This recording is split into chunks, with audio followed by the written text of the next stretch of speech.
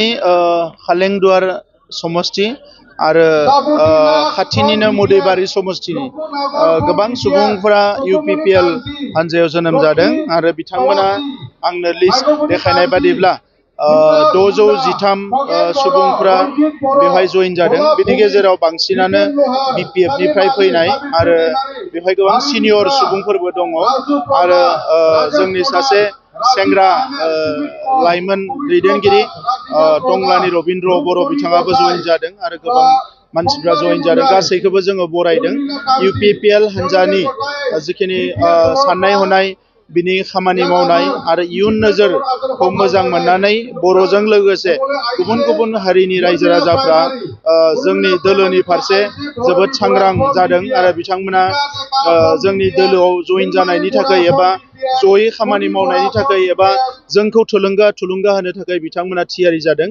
आं बिथांमोन बयखौबो बरायदों आरो फैबाय थानाय समाव BTR ओनसोलखौ अरायसम गोजोननि ओनसोल महरै गायसनलांनो थाखाय BTR ओनसोलाव रायजो जानाय गासैबो हारि माहारिनि जेंनाफोरखौ अराय समनि थाखाय सुस्रांनो थाखाय जों खामानि मावलांबाय थागोन।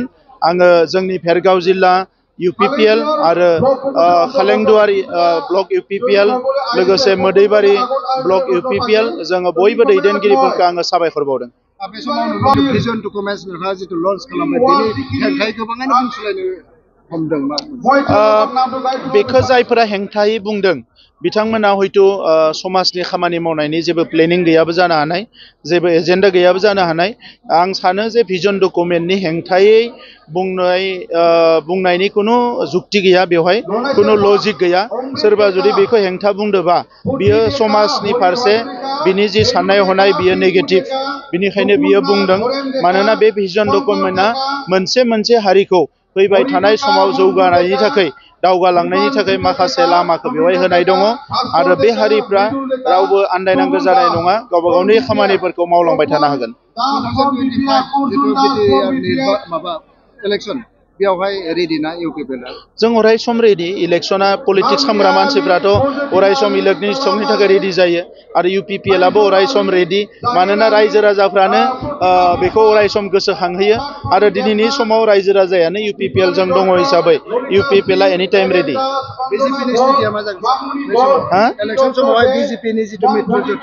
BJP जों UPPL जों लोगो जानानैनो सरकारा सोलिगासिनो दङ आरो इयुनावबो जोंनि जि एलायन्स बियो थागोन, बेवहाय जेबो गोनो गोथो गैया।